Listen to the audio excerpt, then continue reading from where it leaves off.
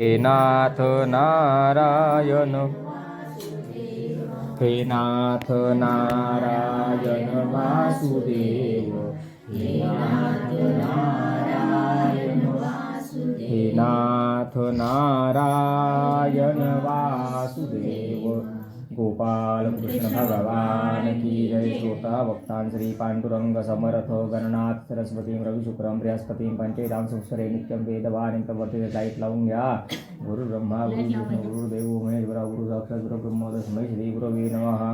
श्रोता भक्ता देवो भव, पितृदेवो भव, आचार्य देवो भव, अतिथि देवो भव। श्रोता भक्तान श्री पांडुरंग समर्थ दिव्य श्री गरुड महापुराण की जय। श्रोते हो, आपण श्रवण करतात दिव्य श्री गरुड पुराण। आतापर्यंत आपण किती अध्याय श्रवण केले बरं? बरोबर 10 अध्यायांपर्यंत आपण आलेलो आहोत। आजचा अध्याय आहे आपला 11वा। दशगात्र विधी योग्य पद्धतीने कसा करावा हे आपल्याला या अध्यायामध्ये बघायचं आहे। पुढच्या अध्यायामध्ये मलिन षोडशी, उत्तर षोडशी वगैरे बघायची। त्याच्या पुढच्या अध्यायामध्ये सूतकोपाख्यान बघायचंय की सूतकाचे नियम वगैरे कसे पाळायचे असतात, गयतीर श्राद्धांचं महत्त्व वगैरे बघायचंय। मग श्रोतेहो, पहिल्या अध्यायामध्ये आपण काय बघितलं होतं? मृत्यूनंतरचे अद्भुत जग। शरीर इथे राहून जातं आणि शरीरातनं या शरीराला सोडून तो आत्मा कसा बाहेर निघतो। तर मृत्यूनंतरचं अद्भुत जग कसं असतं, आपले दिवस कसे असतात, आपले महिने कसे असतात। 30 दिवस झाले की आपला 1 महिना पूर्ण होतो। आपला 1 महिना पूर्ण झाला की ज्यांनी देह ठेवलेला आहे त्यांचा फक्त 1 दिवस पूर्ण होतो। आपलं 1 वर्ष पूर्ण होतं, त्यांचे फक्त 12 दिवस पूर्ण होतात। म्हणून प्रेत योनीचं आयुष्य लवकर संपत नाही आणि प्रेताची योनी अत्यंत वाईट सांगितली गेलेली आहे। की सगळ्यात निकृष्ट योनी सांगितली गेली की चमगादड म्हणजे वटवाघूळ, आणि त्याच्यापेक्षा पण निकृष्ट योनी सांगितली गेली ते हे भूत प्रेत पिशाच्याच्या योनीला जेव्हा मनुष्य जातो ती योनी अत्यंत वाईट सांगितलेली आहे। कारण भावना सगळ्या राहतात पण उपभोग घेता येत नाही। म्हणजे तहान लागेल पाणी पिता येणार नाही, भूक लागेल जेवण करता येणार नाही, पाणीपुरी खावीशी वाटेल पण खाता येणार नाही वगैरे वगैरे। म्हणून प्रेताचं जीवन खूप वाईट सांगितलेलं आहे।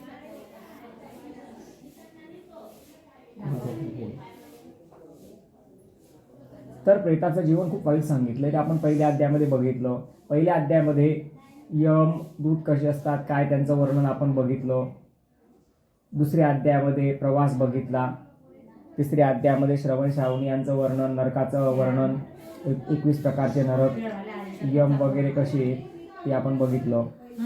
चौथ्या अध्यायामध्ये आपण बघितलं कोणत्या कर्माने नरक प्राप्ती होते। पाचव्या अध्यायामध्ये आपण बघितलं की कोणत्या पापांमुळे कोणत्या योनीला जन्म घ्यावा लागतो। 6व्या अध्यायामध्ये बघितलं की नरकातले पापी जीव मातेच्या उदरामध्ये कसा प्रवेश करतात। नंतर 7व्या अध्यायामध्ये आपण बघितलं दुसऱ्याने केलेल्या श्राद्धाने पित्याला मोक्ष प्राप्त होतो, दुसऱ्याने केलेल्या श्राद्धाने प्रेताला मोक्ष प्राप्त होतो, तर पुत्राने केलेल्या श्राद्धाने पित्याला मातेला स्वर्ग मोक्ष का प्राप्त होणार नाही। त्या 7व्या अध्यायामध्ये बब्रुवन राजाची कथा, प्रेताचा आणि बब्रुवन राजाचा संवाद आपण बघितला। श्रीमन्नारायणांनी गरुडजींना पुत्राचं महत्त्व समजवलेलं होतं की पुत्र किती महत्त्वाचा आहे।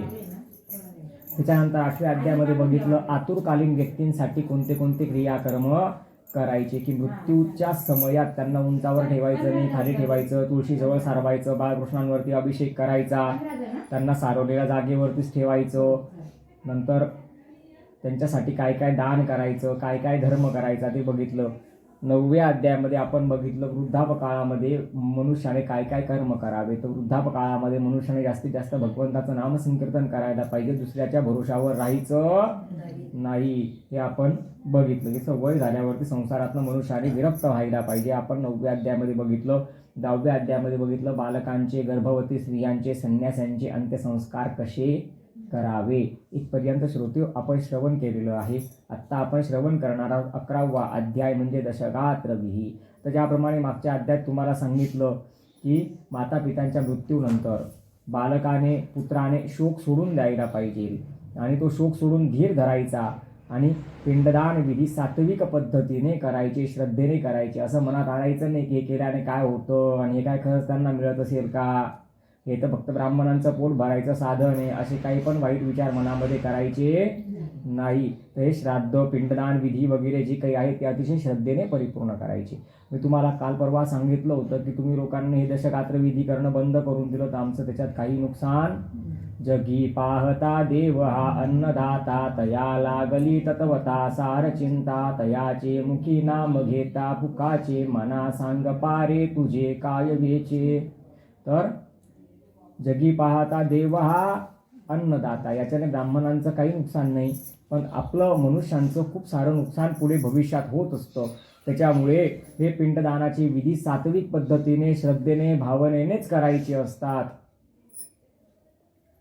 त्यानंतर पुढे काय सांगितलेलं आहे, विनाकारण अश्रुपात करू नये. बंधू बांधवांनी, आप्तेष्टांनी विनाकारण शोक करू नये, विनाकारण रडू नये, विनाकारण अश्रुपात करू नये. कारण ते अश्रुपात, श्लेष्मपात आपले जे गेलेले माता पिता असतात त्यांना विवश होऊन ते प्राशन करावे लागतात. त्याच्यामुळे विनाकारण शोक करणं सोडून द्यावं. आपण हजारो वर्ष जरी शोक करत बसलो तरी एकदा गेलेला जीव परत आपल्या डोळ्यांना दिसणार नाही.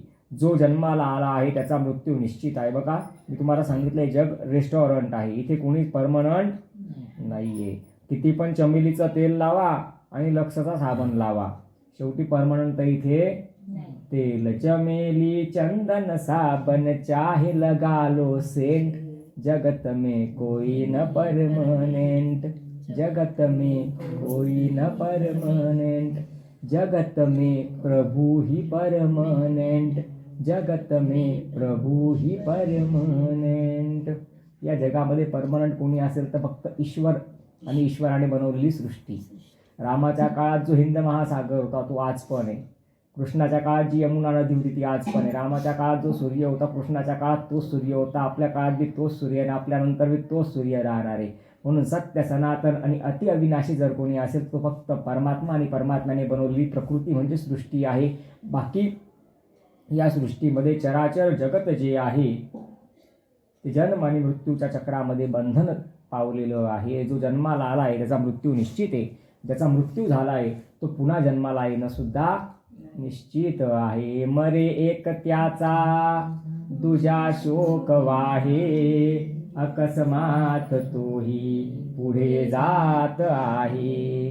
पुरे ना जनी लोभरे शोभ त्याते, मनोनी कुडी मागुता जन्म घेते. म्हणून शोक नाही करायचा. अशी कोणतीच दैवी शक्ती नाही की गेलेल्या व्यक्तीला ती जिवंत करू शकते. असा कुठल्या प्रकारचा शोक नाही की ज्याच्याने गेलेला व्यक्ती जिवंत होऊ शकतो. अरे हे जे आपले आप्तेष्ट, बंधू बांधव, घर परिवार, जवळचे नातलग वगैरे सगळे असतात ना, हे काय असतं माहिती का तुम्हाला?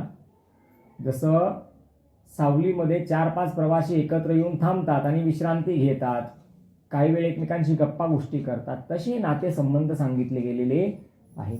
पाणवठ्यावरती पाणी पिण्यासाठी अनेक पशुपक्षी एकत्र येतात, त्यांचं पाणी पिऊन झालं थोडा वेळ तिथे थांबतात आणि पुन्हा आपल्या आपल्या दिशेला, आपल्या आपल्या मार्गाला ते उडून जातात. तसंच हे मनुष्याचं जीवन सांगितलेलं आहे. आपण म्हणतो हे आपलं, हे आपलं, ते आपलं, ते आपलं, पण खरं सांगू का तुम्हाला, जिसके पास हो धन और दौलत उसके मित्र हजार, सब मतलब के यार, सब मतलब के यार. अरे सुरनर मुनी जन सबकी यह रीती, स्वार्थ हेत करे सब प्रीती. जोपर्यंत आपण कोणाच्या तरी उपयोगामध्ये येतोय ना तोपर्यंतच लोकांची आपल्यावरती प्रीती आहे. एकदा आपण दुसऱ्याच्या उपयोगात येण्यासारखे नाही राहिलो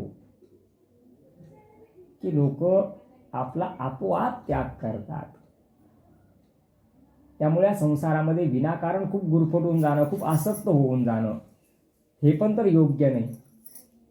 मी तुम्हाला अगोदर पण सांगितलं होतं ना, संसाराला डोक्यात ठेवायचं आणि ईश्वराला मनात ठेवायचं. आपलं उलटं होतं, संसाराला आपण मनात ठेवतो आणि ईश्वराला डोक्यात ठेवतो.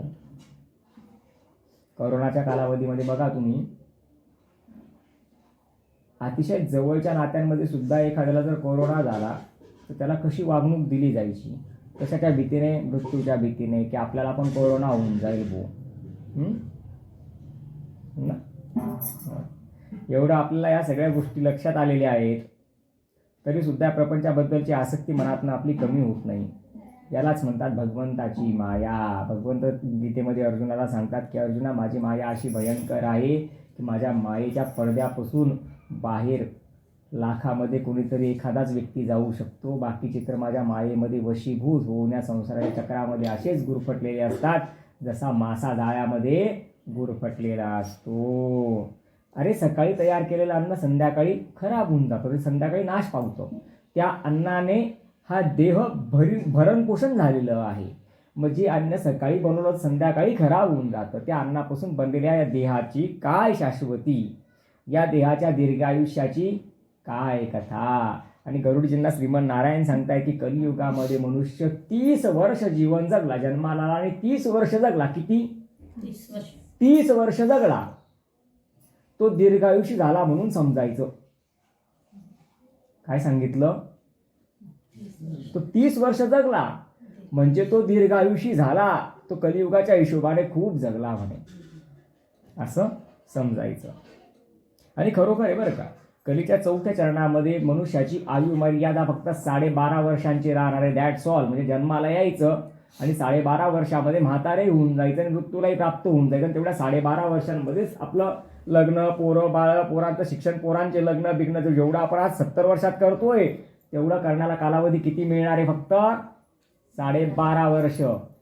त्याच्यापेक्षा जास्त कालावधी मिळणार नाहीये. आणि 12.5 वर्ष मी आता जसं 100 वर्ष कंप्लीट आहे की क्वचित लोक 100 किंवा 100च्या पुढे जातात, तसं तेव्हा 12.5 वर्षापर्यंत क्वचित लोक पोचत जातील.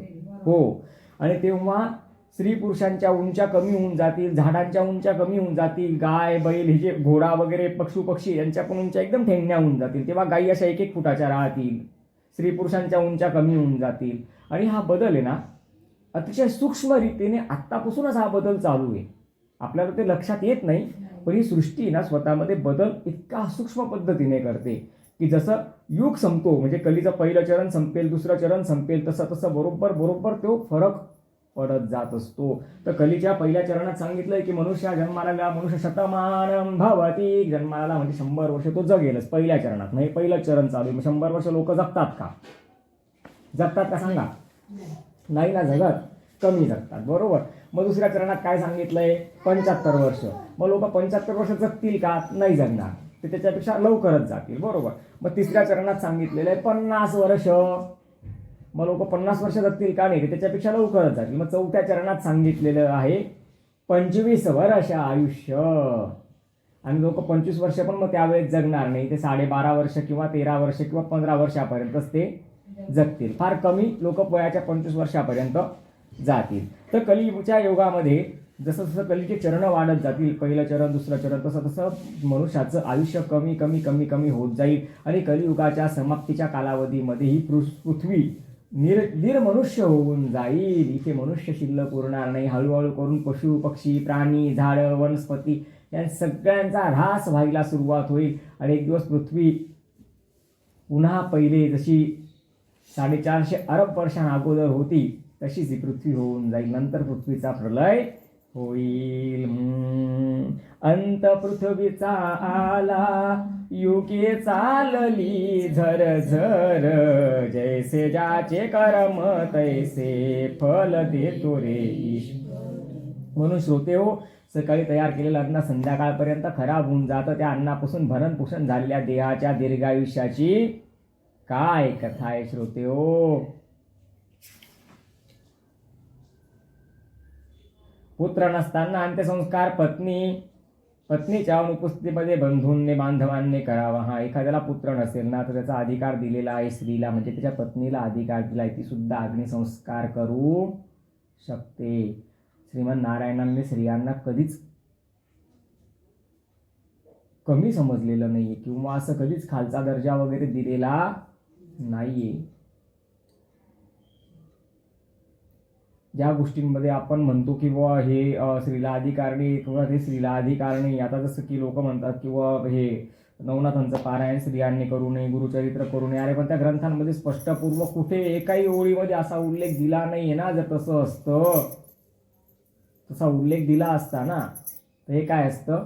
लोकाचार असतो. पिंडे पिंडे मतिर्भिन्ना. अनेक लोक म्हणतात की स्त्रियांनी हनुमान चालिसा वाचायला नाही पाहिजे. मग तुलसीदासजींनी हनुमान चालिसामध्ये कुठे लिहिलंय का? ते तर तो विषय वेगळा आहे हो. रजस्वला काय ते काय वर्षानुवर्ष असतं का? महिन्याचे 4 दिवस तर नित्य नियम लागून गेलेला आहे. मग त्याच्यामध्ये पण जसे आपले नियम आहेत तेवढे 4 दिवस नियम पाळायचे. 5व्या दिवशी शुद्ध झाल्यानंतर आपले जे रीतिरिवाजाप्रमाणे क्रियाकर्म असतील, घरातले सगळे काही कामं धंदे तर करावेच लागतील ना. देवपूजा वगैरे आहे. 4 दिवस देवपारशी म्हटल्यावर 5व्या दिवशी त्यांना आंघोळ तर घालावी लागेल. खरं तर देवपूजा पुरुषांनी करायला पाहिजे, पण पुरुष करत नाही, मग स्त्रियांना करावंच लागतं. नाही तर मग ते घरातले देव वर्षानुवर्ष काय पारशीच ठेवायचे का? तर अशा पद्धतीने सांगायचं तात्पर्य की त्याला पुत्र नसेल तर कन्या किंवा तिची स्वतःची पत्नी सुद्धा अंत्यसंस्कार करू शकते. मग तिच्या अनुपस्थितीमध्ये त्यांचे बंधू असतील, लहान भाऊ, मोठा भाऊ किंवा बांधव असतील किंवा नातलग असतील, त्यांनी अंत्यसंस्कार करायचे असतात. आणि एखाद्या भावाला मुलगा नाहीये पण दुसऱ्या भावाला मुलगा आहे, तर तो दुसरा भाऊ सुद्धा, ज्याला मुलगा नाही तो भाऊ सुद्धा पौत्रिकच म्हणजे पुत्रवानच म्हटला जातो. जसं की आता मी संन्यासी आहे ना, माझं कोणी नाही ना, तर माझ्या भावाचं आता उद्या लग्न झालं, म्हणजे उद्या म्हणजे वर्षात 2 वर्षात लग्न झालं की त्याला जर बाळ मुलगा झाला तर माझा अंत्यसंस्काराचा विधी, माझे दशक्रियेची विधी कोण करेल? त्याचा मुलगा करेल, की जेणेकरून मला मोक्ष मिळेल. तर मी पुत्रविहीन म्हटलो जाणार नाही, हे सांगण्याचं तात्पर्य. मग एखाद्याला जर कोणीच नसेल, तो अनाथ असेल, तर अशा अनाथ लोकांचे अंत्यसंस्कार आपल्यासारख्या चांगल्या सत्पुरुषांनी विधिवत करून घ्यायचे असतात. त्याच्याने खूप मोठं पुण्य प्राप्त होतं. किंवा ब्राह्मणाने करून घ्यायला पाहिजे. कोटी यज्ञ केल्याचं फल, अनाथ प्रेताचा अंत्यसंस्कार केला तर कोटी यज्ञ केल्याचं फल मनुष्याला प्राप्त होतं. आणि वडिलोपार्जित संपत्तीची विभागणी झाली असेल, वाटणी झालेली असेल, तरी सुद्धा माता पितांच्या मृत्यूच्या पश्चात भानगडी, वादविवाद, संपत्तीवरून होणारे वादविवाद तात्पुरते बाजूला ठेवून सगळे आप्तेष्ट बंधू बांधवांनी एकत्र येऊन सहकार्य करायचं असतं. नाहीतर त्या गेलेल्या जीवाला खूप दुःख होतं की 2 भाऊ आहे, त्याच्यामध्ये भांडणे, वादविवाद आहे, आणि वडील वारले म्हणून हा वेगळं दाव्य करतोय, तो वेगळं दाव्य करतोय, असं विधी करायला चालत शास्त्राचं अनुमोदन नाही आहे. जो अग्निसंस्कार करतो त्यालाच दशगात्र करायचा अधिकार आहे. ज्याने दशगात्र केलंय त्यानेच वर्षश्राद्ध करण्याचा अधिकार घेतलेला आहे. म्हणून वेगळे वेगळे विधी करायचे नाही, सगळ्यांनी एकत्र येऊन ते विधी संपन्न करायचे. तुम्ही त्यांना आर्थिक दृष्टीने, शारीरिक दृष्टीने, मानसिक दृष्टीने मदत करू शकतात, पण 2 भाऊ 3 भाऊ म्हणून ते वेगळे वेगळे विधी करतील असं चालणार नाही. मध्ये वडिलोपार्जित संपत्तीची विभागणी झालेली असली तरी सुद्धा त्याला परवानगी नाही. पृथ्वीला प्रदक्षिणा करून जे फल मिळते तेच फल पुत्राला माता पितांचे ऊर्ध्वदेहिक कर्म करून मिळते. म्हणून ऊर्ध्वदेहिक कर्म करण्याचं खूप सारं महत्व आहे श्रोते हो. बघा तुम्ही, जेव्हा आपण दशगात्र विधी करतो ना, त्यावेळेला दशगात्र विधी करताना 10 प्रकारचे पिंड दिले जातात. मग पहिल्या पिंडाने शिरो अवयव निष्प्रेत्यारथम. मग त्याचं गणित कसं होतं बघा. आपण आता साधारण तुम्हाला समजण्यासाठी मी काहीतरी तयार करून सांगतो. तर असं सांगतो तुम्हाला मी तयार करून. काश्यपस गोत्र उत्पन्नोऽहं नारायण नाम्नाः अस्मत् प्रेताः प्रेतस्य प्रेतत्व निवृत्त्यर्थमुत्तमलोकः प्राप्तये अवयवस्येत्यर्थं प्रथमे हनिः शिरो अवयवस्येत्यर्थं येषां प्रथमपिंडमुपतिष्ठतामुपतिष्ठतु वृत्तेजनम्. असं म्हणून तो पिंड दिला की शिरो अवयव म्हणजे पहिल्या पिंडाने मस्तक तयार होतं, दुसऱ्या पिंडाने चेहरा तयार होतो, तिसऱ्या पिंडाने भुज तयार होतात, खांदे, चौथ्या पिंडाने छाती बनते, पाठ बनते, 5व्या पिंडाने उदर बनतं, नाभी बनते, 6व्या पिंडाने कंबर बनतं, 7व्या पिंडाने जननेंद्रिय बनतात, 8व्या पिंडाने पाय बनतात, मांड्या वगैरे, 9व्या पिंडाने मांड्यांपासून गुडघ्यांपासून खालचा पूर्ण पाय बनतो आणि शिरापासून तळापर्यंत सगळे अवयव प्राप्त होतात. 9व्या पिंडाने त्या पेटामध्ये भावना तयार होते, रक्त, वीर्य, अस्थि, मज्जा, तंतू, मेध वगैरे सगळं जे आपण म्हणतो सप्तधातू शरीरातले ते तयार होतात. त्याला भूक आणि तहान लागायला लागते आणि त्याच्या क्षुधा आणि तृषेच्या निवृत्तीसाठी आपण 10वा पिंड देत असतो. आणि मी तुम्हाला पहिल्या दिवसाचे किती पिंड सांगितले द्यायला? 6 पिंड सांगितलेत ना पहिल्या दिवसाचे. मग हे 10 आणि ते 6 किती झाले? 16. याला म्हणतात षोडशी श्राद्ध. याला अजून म्हणतात मलिन षोडशी श्राद्ध, कारण हे सगळं सुतकामध्ये होतं ना, म्हणून याला काय म्हणतात? मलिन षोडशी श्राद्ध. आणि हे सगळं झाल्यानंतर सपिंडीकरणाचा विधी सांगितलेला आहे. सपिंडीकरणाच्या विधीनंतर वर्षश्राद्धाला 48 पिंडांचं वर्षश्राद्ध करायला सांगितलेलं आहे.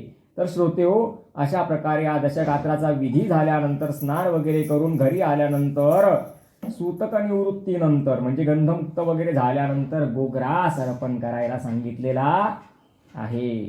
आणि श्रोतेहो, याच ठिकाणी याचबरोबर गरुड पुराणामधील अध्याय 11वा या ठिकाणी परिपूर्ण होतोय. तुम्हाला आता मी मध्यम षोडशी, उत्तर षोडशी, मलिन षोडशी आणि वृषोत्सर्गाचं विधान सांगतो.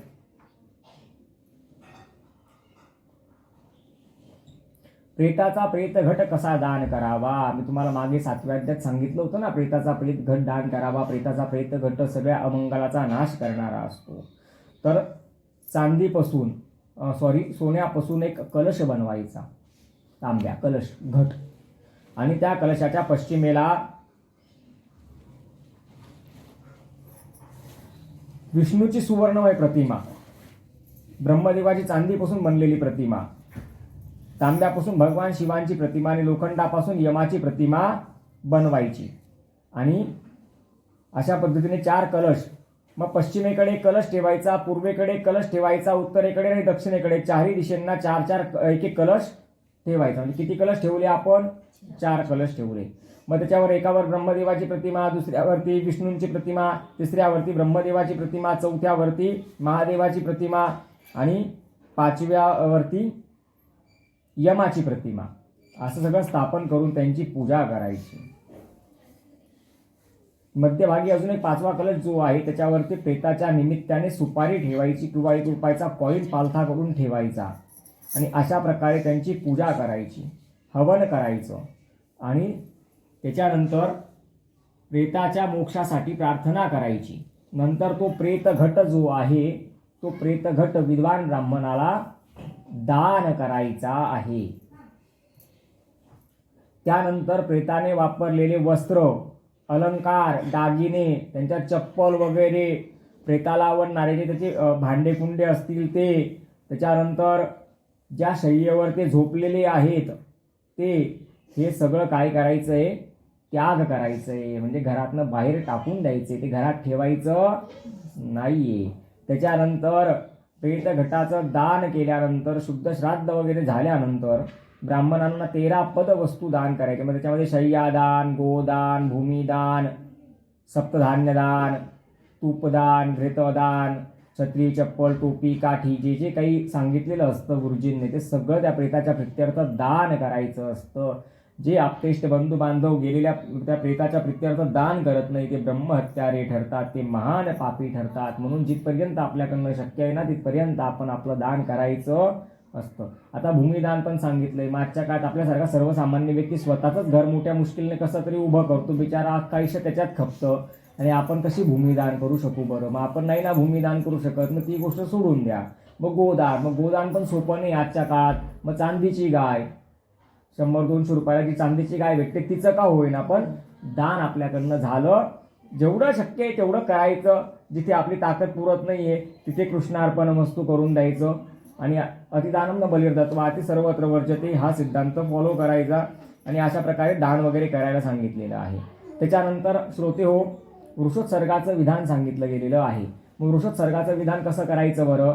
तर वृष म्हणजे बैल, मग बैलाचं पूजन करायचं, गाईचं पूजन करायचं, वासराचं पूजन करायचं. आणि तो जो वृष आहे त्याचा आपल्या पूर्वजांच्या उद्धारासाठी उत्सर्ग करायचा, म्हणजे त्याला सोडून द्यायचं. मग त्याच्यावरती शंख, चक्र, गदा, त्रिशूळ असं अंकित करायचं.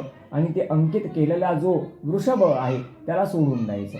मग तो त्या वृषभाच्या मोक्षाने, त्या वृषभाच्या मुक्तीने आपल्या पूर्वजांची प्रेत योनीतनं किंवा नरक योनीतनं, नरकातनं सुटका होऊन त्यांना स्वर्ग मोक्षाची प्राप्ती होत असते. तर वृषोत्सर्ग पूर्व काळामध्ये केला जायचा. वृषोत्सर्गाचं खूप सारं महत्त्व आहे. आणि वृषोत्सर्ग केल्याने पुत्र, त्याचा पुत्र आणि त्याचा पुत्र हे सुद्धा स्वर्ग मोक्षाचे भागी बनतात. एवढं वृषोत्सर्गाचं खूप सारं महत्त्व श्रोते हो आहे. तर अशा प्रकारे वृषोत्सर्ग, स्वर्गात गेलेले पूर्वज सुद्धा वृषोत्सर्गाची अशा प्रकारे कामना करतात. तर जे स्वर्गात गेलेले आपले पूर्वज आहेत ते सुद्धा अशी प्रार्थना करतात देवाला की एक तरी पुत्र आमच्या घरात असा जन्माला येऊ दे जो आमच्या प्रित्यर्थ वृषोत्सर्ग करेल. तर श्रोते हा वृषोत्सर्ग नावाचा विधी सुद्धा खूप महत्त्वाचा असतो. पण आजच्या काळामध्ये वृषोत्सर्ग नावाचा विधी करणं एवढं सोपं तर ते नाही आहे. मग आपण काय करतो बघा तुम्ही, जेव्हा दहाव्याचा विधी गुरुजी करतात तेव्हा आपण कणकेचा गाय आणि वासरू बनवतो किंवा काही ठिकाणी मातीची गाय वासरू बनवतात. माहिती ना तुम्हाला हे सगळं. त्या गाय वासरूचं पूजन त्या ठिकाणी गुरुजी करून घेत असतात. त्यालाच म्हणतात वृषोत्सर्गाचं विधान. या वृषोत्सर्गाने किती पापी व्यक्ती असला तरी सुद्धा तो स्वर्ग मोक्षाची प्राप्ती करून घेतो. हे गरुडा जो मनुष्य वृषोत्सर्ग केलेल्या त्या वृषभाचा काम करण्यासाठी किंवा इतर कार्यांसाठी वापर करतो तो अंती शेवटपर्यंत कठोर नरकात राहतो. आणि अशा प्रकारे वृषोत्सर्ग केलेला जो वृषभ असतो त्याला कोणी काठीने मारतं, लोखंडाने मारतं किंवा त्याचा काम करण्यासाठी उपयोग करून घेतो. असा दुष्ट दुराचारी पापात्मा व्यक्ती हजारो वर्षांपर्यंत नरकामध्ये यातना भोगतो. त्यानंतर श्रोते हो, त्याच्यानंतर सांगितलंय श्रोते हो, मध्यम षोडशी, मलिन षोडशी श्राद्ध. तर मलिन षोडशी म्हणजे पहिल्या दिवसाचे 6 पिंड आणि शेवटच्या दिवसाचे 10 पिंड, याला म्हणता मलिन षोडशी. आणि सूतक परिपूर्ण झाल्यानंतर म्हणजे गंधमुक्त वगैरे झाल्यानंतर आपण दर महिन्याचे पितर वगैरे करतो, वर्ष श्राद्ध वगैरे करतो, याला म्हणता उत्तर षोडशी श्राद्ध. अशा प्रकारे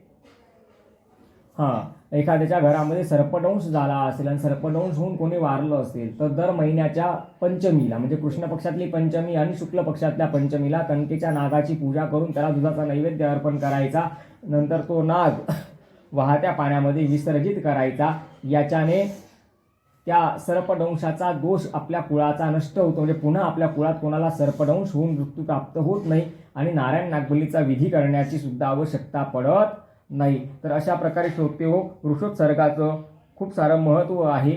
आणि मलिन षोडशी, उत्तर षोडशी आदी गोष्टींचं महत्त्व आपण बघितलं. जोपर्यंत 48 पिंडांचं श्राद्ध होत नाही म्हणजे वर्षश्राद्ध होत नाही, 48 पिंडदान होत नाही, तोपर्यंत त्या गेलेल्या पितरांना म्हणजे प्रेताला पितरांच्या पंगतीमध्ये समाविष्ट होता येत नाही. म्हणून या सगळ्या गोष्टी करणं अनिवार्य असतं, खूप गरजेचं असतं. अशा प्रकारे 11व्या दिवसाचे श्राद्ध करून सपिंडीकरण करायला हवेत. अशा प्रकारे जसं 10व्याचा विधी करणं महत्त्वाचं तसं 11व्याचा विधी करणं तेवढंच महत्त्वाचं. म्हणून 10व्याच्या विधीनंतर 11व्याचा विधी आपण करून घ्यायलाच पाहिजे. आणि शय्यादान, पतदान, गोदान, सुवर्णदान, घटदान, प्रेत घटदान आदी गोष्टी, सप्तधान्य आदी गोष्टींचे दान गेलेल्या प्रेताच्या प्रित्यर्थ मनुष्याने करायला पाहिजे. इथपर्यंत आपण या अध्यायामध्ये बघितलं. श्रोतेहो, याच ठिकाणी 12वा अध्याय परिपूर्ण झाला. आपण 13व्या अध्यायाची कथा बघू, सूतोपाख्यानाची कथा बघू. एखाद्या व्यक्तीच्या घरामध्ये म्हणजे एखाद्या व्यक्तीचं निधन झालं तर वस्त्रासहित स्नान करायला सांगितलेलं आहे. म्हणजे लगेच शुद्धी होते. सूतक सगळ्यांना असतं पण या भूमीवर 3 लोक असे आहेत की ज्यांना सूतक लागत नाही. मग कोणाला सूतक लागत नाही तर सगळ्यात पहिलं म्हणजे राजाला संपूर्ण राज्याचा राज्यकारभार पाहावा लागतो. राजा 10 दिवसापर्यंत घरामध्ये बसून राहू शकत नाही. त्याच्यावर लाखो करोडो लोकांची जबाबदारी आहे. म्हणून राजाला सूतक नसतं. राजाला सूतकाचा दोष लागत नाही. येतंय लक्षात, कथा समजताय. दुसरं सांगितलंय मंत्राने पवित्र. मंत्राने पवित्र म्हणजे ब्राह्मणांकडनं जर दीक्षा घेतली असेल किंवा 3 दिवसाचा, 5 दिवसाचा, 7 दिवसाचा मोठा यज्ञ आहे, 10, 12, 15 जोडपे त्या यज्ञामध्ये सहभागी झालेले आहेत, तर त्याच्या यज्ञ चालू होण्याच्या 1 दिवस अगोदर प्रायश्चित्त नावाचा विधी केला जात असतो. दशविध स्नान विधी असतो. त्याच्यानंतर संकल्प असतो की सूतक वृद्धी दोष निवृत्त्यर्थम कर्म समाप्तीपर्यंतम नूतन यज्ञोपवीत धारण पूर्वक यज्ञ कंकण बंधनांच्या करिष्ये. तर कर्म समाप्तीपर्यंत यज्ञोपवीत यज्ञ कंकण धारण केल्यामुळे जर यज्ञ चालू असताना अनावधानाने आपल्याला सूतक किंवा वृद्धी आली तर यज्ञ संपेपर्यंत ते यज्ञोपवीत आणि ते कंकण तो दोष स्वतःवरती आत्मसात करत असतं आणि आपल्याला तो दोष लागत नाही. कुठपर्यंत लागत नाही दोष? जिथपर्यंत आपलं क्रियाकर्म म्हणजे ते पुण्यकर्म जे आहेत हवन वगैरे यजन वगैरे ते संपत नाही तोपर्यंत दोष लागत नाही. आणि तिसरं कोणाला सांगितलंय? जे मंत्राने पवित्र आहेत त्यांना दोष लागत नाही. म्हणजे एखादा गुरुमंत्राचा नित्य जप करतोय, एखादा रोज स्नान संध्या करतोय, एखादा रोज गायत्री मंत्राचा जप करतो आहे, असं जो मनुष्य नित्यनियमितपणे करतोय त्याला मात्र सुतकाचा दोष लागत नाही. बाकी सर्वसामान्य मनुष्यांना सुतकाचा दोष लागतो. 11 दिवसांपर्यंत सुतकाचे जे नियम सांगितलेले असतात ते सगळे नियम मनुष्याने पाळायचे असतात.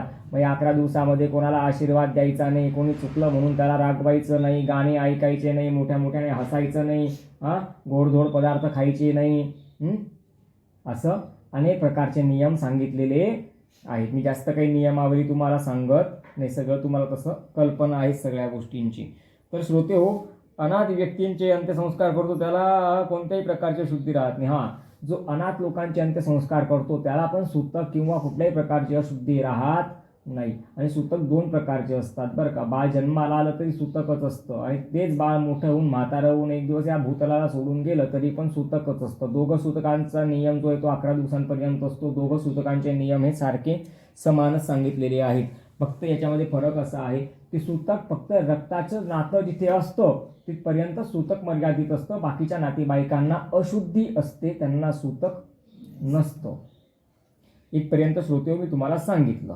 त्याच्यानंतर पुढे भगवान पुढे म्हणाले, गरुडा, सर्व तीर्थांमध्ये परमेश्वर स्वरूप सर्वश्रेष्ठ असे गयेचे महात्म्य आहे. तर श्रोते गयेचं सुद्धा खूप महात्म्य आहे. जेवढं गंगा नदीचं महात्म्य आहे, जेवढं गोदावरी नदीचं महात्म्य आहे, जेवढं चंद्रभागेचं महात्म्य आहे, तेवढंच महात्म्य गया तीर्थाचं सुद्धा आहे, गया क्षेत्राचं सुद्धा आहे. श्रोते मुक्तीचे 4 मार्ग सांगितलेले आहेत. तुम्हाला माहिती का मुक्तीचे 4 मार्ग कोणते कोणते आहेत? तर मुक्तीचे 4 मार्ग आहेत. कोणते कोणते मार्ग? पहिलं म्हणजे ब्रह्मज्ञान. ज्याला ब्रह्मज्ञान प्राप्त झालं तो मुक्त होऊन जातो. दुसरं, गयेमध्ये ज्याचं श्राद्ध केलं जातं, गया श्राद्ध, तर गयेमध्ये ज्याचं श्राद्ध केलं जातं तो सुद्धा मुक्त होऊन जातो. गायीच्या गोठ्यात ज्याला मृत्यू प्राप्त होतो तो